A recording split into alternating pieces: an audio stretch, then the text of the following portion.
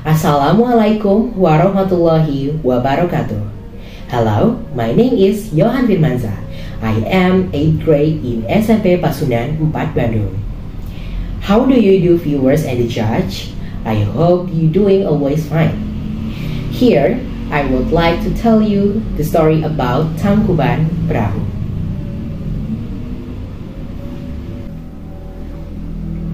Once upon a time in West Java, there lived a wise king who had a beautiful daughter. Her name is Dayang Sumbi. She liked weaving very much.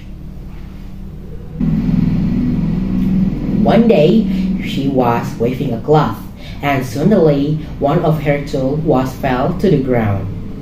She was very tired at the time, and then she was too lazy to take it. Then she just shouted out loud, "Whoever picks up the fallen tree, if the man will be my husband, if the woman will be my sister."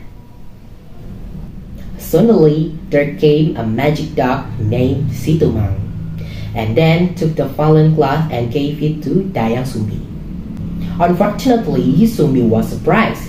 She didn't expect the one who would come to help her was a dog, Situmang. Because she had sworn, she couldn't break her oath. Finally, Dayang Sumbi married Situmang. They also lived in the forest peacefully until they were blessed with a child named Sangkuriang. He grew up dashing and handsome. Tumang always accompanied Sangkuriang always wherever he go. He didn't know that Tumang was his own father.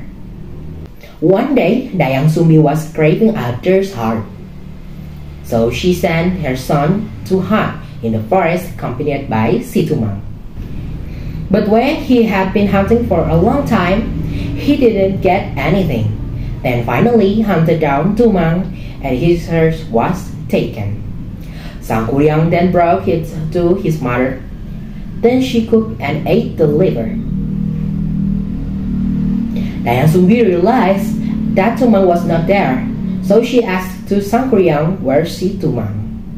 He also explained that he had killed Tumang and took his horse because he didn't get anything and bring to give to Dayang Sumbi.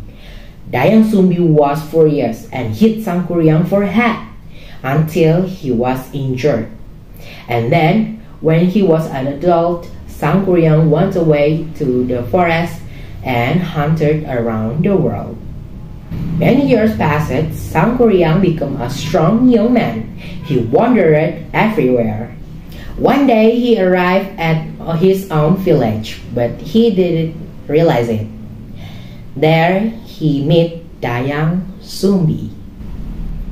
At the time, Dayang Sumbi was given eternal beauty by God, so she stayed young forever.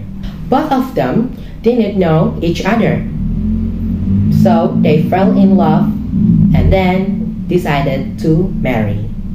But then Dayang Sumbi recognized a scar on Sangkuriang's head. "Sangkuriang, why there is a scar on your head?" asked Dayang Sumbi. "Oh, when I was a child, my mom hit me on my head," replied him. Dayang Sumbi was very shocked. She knew that Sangkuriang was his son. It was impossible for them to marry. She told him, but he didn't believe her. Sangkuriang wished they married soon. So Dayang Sumbi gave him a very difficult condition. "Sangkuriang, if you want to marry me, I have condition for you. I want you to build a lake and a big boat in one night. Can you do that?" asked Dayang Sumbi. "What? Impossible. But for you, I can do that." Sangkuriang agreed. With the help of genius and spirits, Sangkuriang tried to build them. By midnight, he had finished the lake by building a dam in a river. Then he started to build the big boat. It was a milestone when he nearly finished it. Meanwhile, Dayang Sumbi was keep watching on them. She She was very worried when she knew this. So she prayed to God, bring an earlier dawn and slow down the Sangkuriang's work.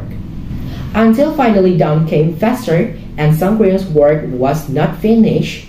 He also felt cheated by Dayang Sumbi. Because he was angry, then he kicked the ship that he had not finished yet, until it was kicked far away and tipped over from a mountain, which until now is called Mount Tangkuban Perahu. That's from me, Johan Firmanza. Thank you for watching. Bye bye. Wassalamualaikum warahmatullahi wabarakatuh.